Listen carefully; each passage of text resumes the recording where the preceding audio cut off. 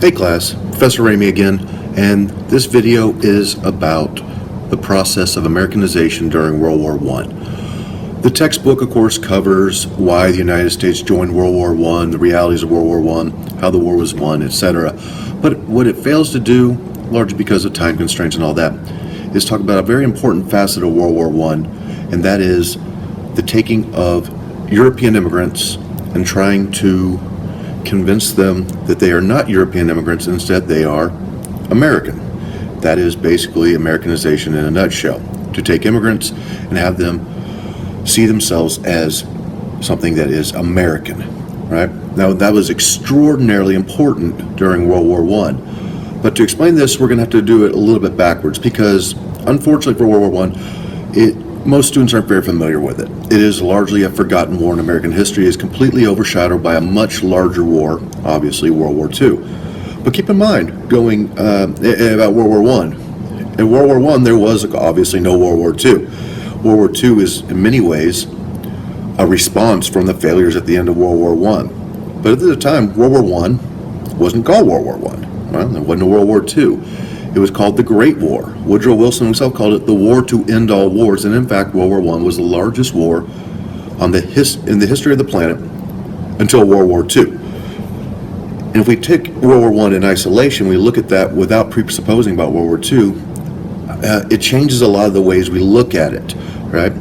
And one of the first things we have to do is rid ourselves of this idea of good guys and bad guys.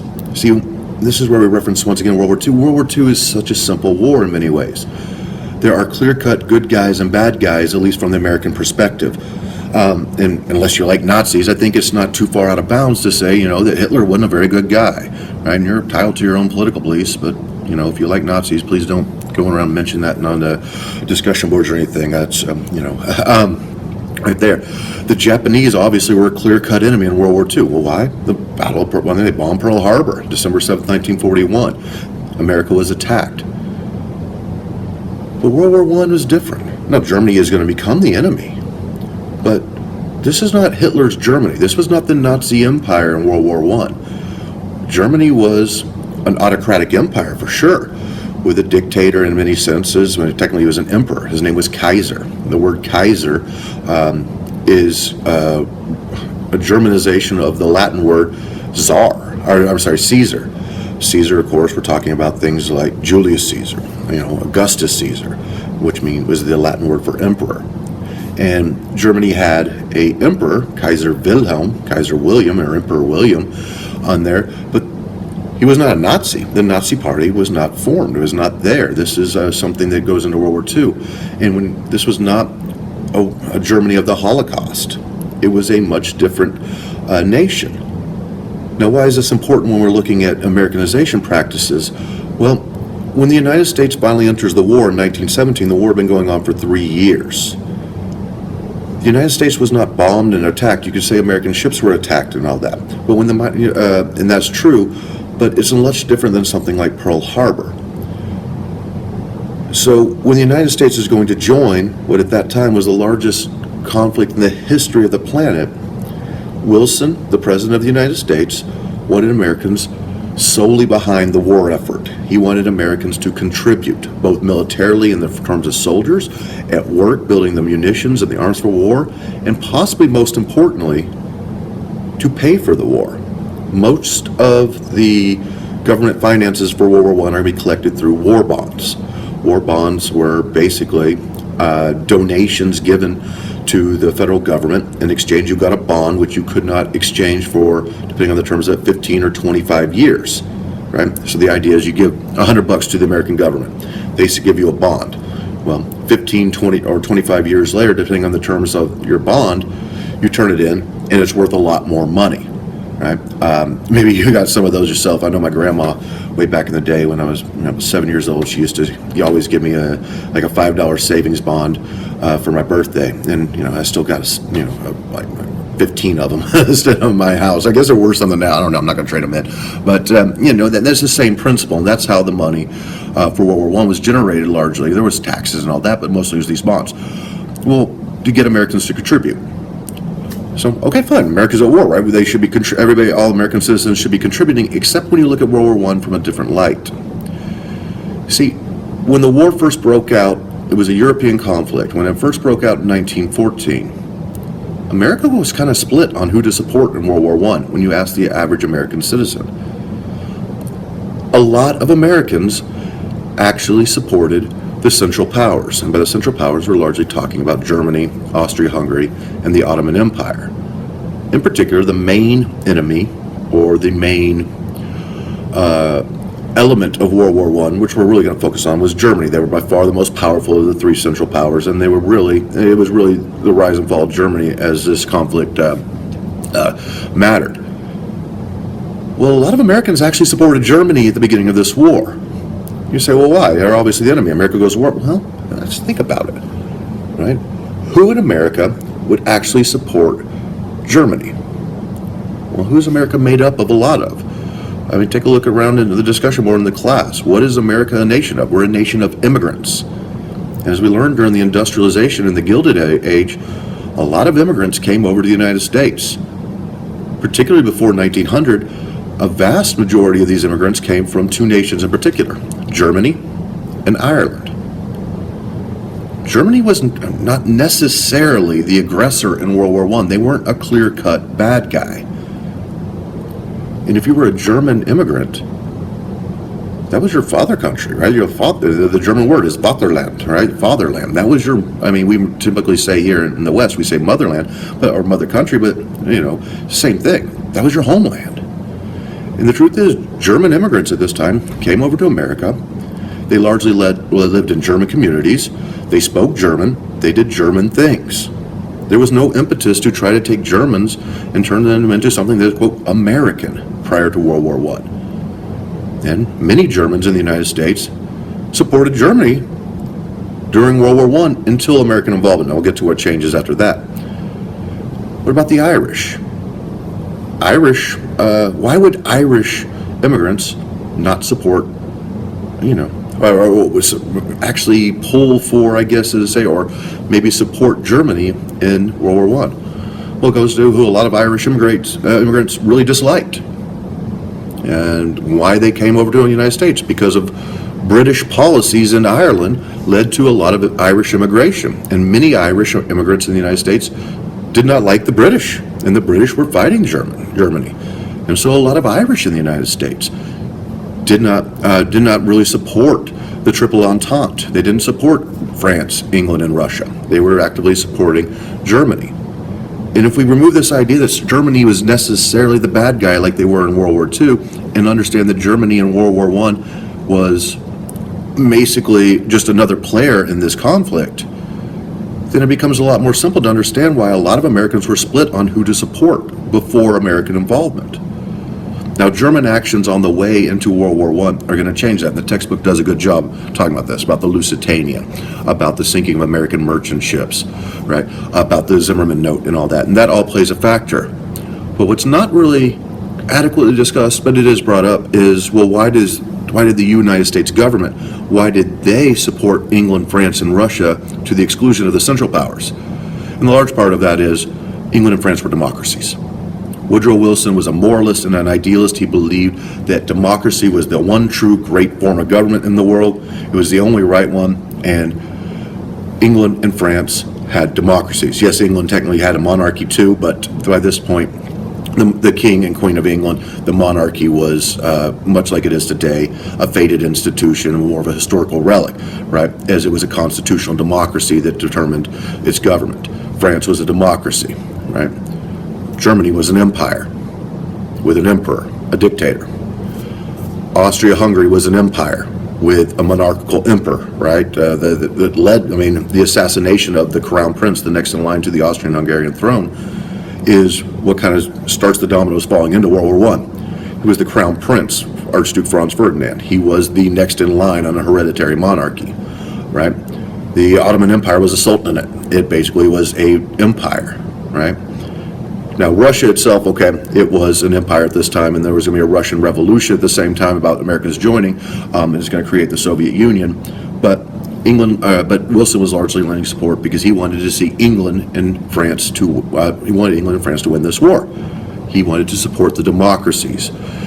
In Wilson's perfect image, he saw the world as a world made up of democracies, of where people, self-determination, where the individuals of their nations could determine for themselves their government and have a say in their government. Right? This is paramount in his creation of the League of Nations. So what does all this have to do with the main topic, Americanization? The United States government was supporting England, France, and to some extent Russia during the war. And as it got closer and closer into looking like America was going to join this war, Woodrow Wilson wanted Americans solely behind the Triple Entente. He wanted Americans to support England and France and start looking at Germany as the enemy. And that was a tough sell. That was a very tough sell when you have a lot of German and Irish immigrants who have to be convinced that Germany is the enemy. And the simplest way that Wilson's going to do this is by trying to promote a campaign for immigrants coming over to the United States to look at themselves not as immigrants, but to look at themselves as Americans, right? To forget in many ways their past ancestry and to adapt themselves as Americans. What does that mean? Because the simplest question, if you're going to say that, then is, what does it mean to be American? What is an American? See, America is a much different nation, or the United States anyways, is a much different nation than Europe, than the rest of the world in many ways, right? Because we are a nation of immigrants, right? We are, unless you are a full-blooded Native American, you are an immigrant at some point in your life. Either you're a first-generation immigrant or somewhere back in your histories, a member of your family came over here and lived in America. There is no American race. There is no American ethnicity. There is no American, as far as any kind of ethnic group. So what is American? And this is what Wilson's going to try to build through his process of Americanization. Now, I mentioned this before, but it bears a little bit of repeating and explanation. During the main time of immigration, of European immigrations, which we're largely talking about today, from roughly the 1880s until 1920, during this time period, when millions of Europeans came over from Europe, most immigrants ended up living in areas surrounded by people from their fellow home country, right? As I said, Germans came over and lived in German communities, spoke German, and did German things. A really great example of that, if you live in Houston, of course, what do you see if you just head 40 minutes outside of Houston? Well, the town of Shiner, right? Shiner is was founded by German immigrants, and probably what's the most famous product coming out of Germany? Beer. And so what's one of the first things they did in Shiner, Texas? These German immigrants that moved up there, what did they know back in their home country? Brewing beer. And so, of course, the Spetzel Brewery, right, and the creation of Shiner and Shiner Bock and all the Shiner flavors that come around largely goes back to that. When the Irish came over, Irish didn't really move out west. They mostly stayed in the cities, but they lived in Irish areas, right? Now, technically, most spoke English, though some spoke Gaelic. But they were Irish in culture, they were Irish in heritage, and they did Irish things. When the Italians came over, largely after 1900, Italians came over. They lived in Italian communities. They spoke Italian. They did Italian things. I saw, have you ever seen the movie The Godfather, right? Or especially Godfather 2? And look at little Italy portrayed in that. I mean, obviously it's a movie, it's not perfect and wasn't trying to grab that, but in many essences that's true about New York and small boroughs of New York. They were basically Italian communities and people spoke Italian, right? And as Eastern Europeans, right, people from the Czech states, Polish, and even Russian immigrants came over, largely lived in Russian communities, Polish communities, Czechoslovakian communities, right, doing those things. Ennis, Texas is a very good example. The city, you might have heard a rumor about the factory explosion a couple of years ago in a town in Texas off of I-35 called West. Yeah, not West Texas, the city is just called West. Well, if you ever drive through the town of West, right, have a stop at a place, at a little Exxon station called the Czech Stop. What do they have there? Well, some of the greatest kolaches on the planet. Why? Because the city of West was founded by people with Czechoslovakian heritage, right? And they make great kolaches. So Wilson wanted Americans, these immigrants, who saw themselves largely as immigrants. They did not see themselves as any kind of status of American to start ascribing to Americans. But how do you do that? See, in Europe, this was very easy. This isn't just an American-only thing. Americanization is. But the idea, what we're really talking about, is nationalization, to get people to embrace the nation over their heritage or their person. It was a very big movement in the 20th century. And in Europe, this was very easy. Once again, to go into a World War II reference, probably because it's most familiar. Hitler did this, right? In creation of the Nazi Empire, he created it for Germans. But what did he base his Germanization on, or his nationalization? On the German ethnicity. Maybe you've heard these BS stories that, of the Aryan race and all that Hitler tried to construct. It was complete fabrication. And that, there technically was an Aryan race, but they were northern Turkish people, and I don't really think that's who Hitler was talking about. But nonetheless, his idea was, right, to take Germans, right, people of German ethnicity, and create a nation out of that, a place out of that, right? The English did this. If you go back and listen to speeches by Winston Churchill, right, and Neville Chamberlain, the British leaders back in the early 20th century, they always speak of the English race, our island race. The French talk to the French ethnicity. The Italians, right, even before Mussolini, but certainly after a fascist dictator takes over, speak of the Italian race. Because in Europe, it's very easy to nationalize based off your ethnicity. But there is no American ethnicity. And yet the same principles in many ways are going to take place, except on a completely different lines. And it comes down to what is the easiest way to bring people together. And I think that there's basically this two-part. And I have it written up here if you can see it. Bring people together on a common cause and a common enemy. And the Americanization processes during World War I, Wilson, and he creates this thing the textbook studies I mentioned called the Committee for Public Information, under the leadership of George Creel, is going to start a propaganda campaign in the United States to get Americans to support the war efforts, to come together in a common cause, to support the war, and to form a common enemy of America, which will become Germany. Common cause, common enemy.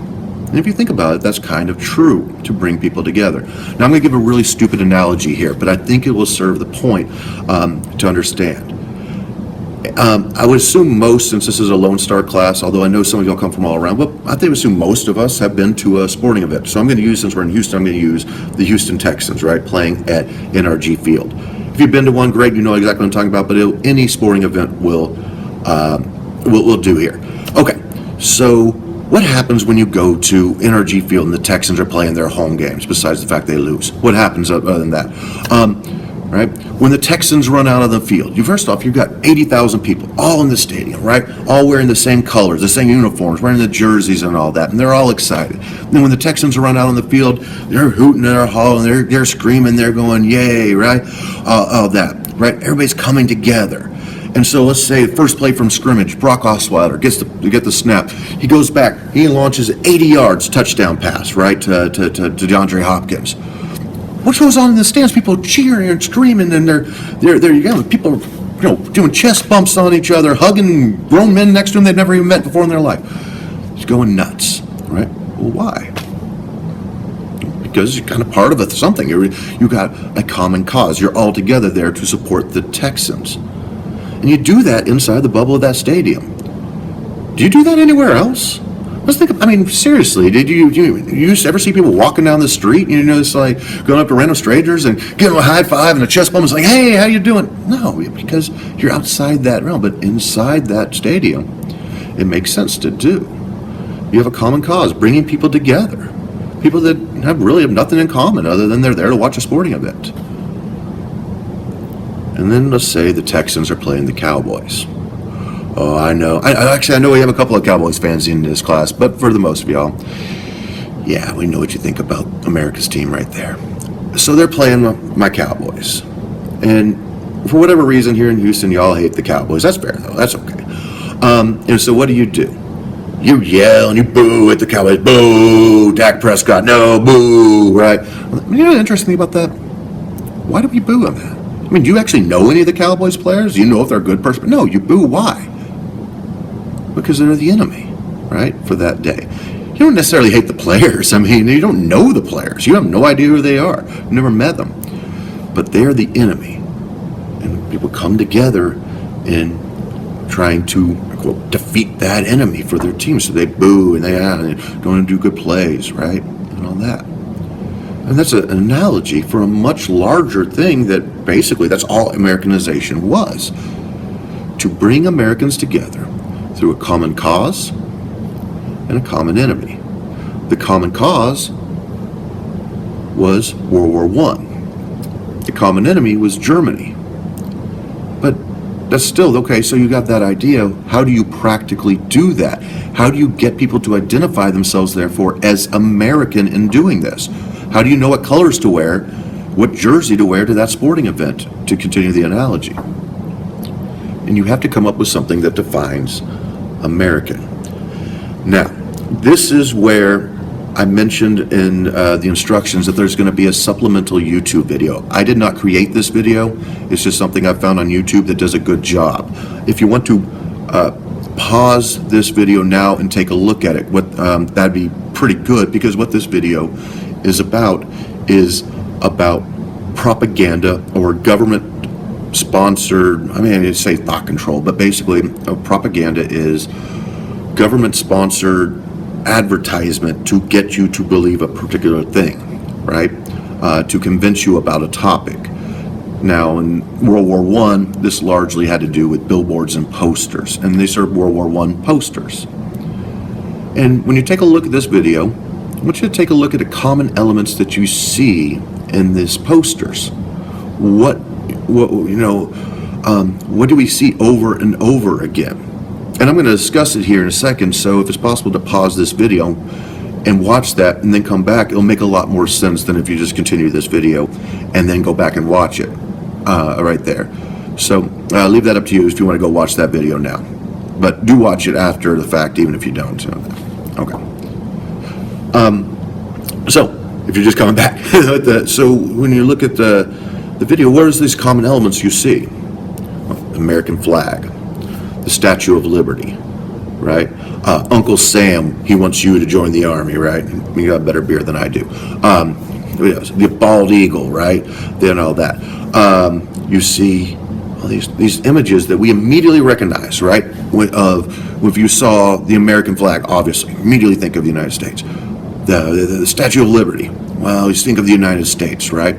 Uncle Sam, you think of American patriotism and joining the military, right? The bald eagle. Now, here's the interesting thing. I would think most of us knew that the bald eagle is the bird of the United States, the bird, right? There's a symbol of the United States. And each of the 50 states has their own bird. Now, this is a little different in Texas. You're Texas, you take your Texas very seriously, for sure. And a lot of Texans I've run into, you definitely know it, what the state bird is, right? If you don't know, it's the mockingbird.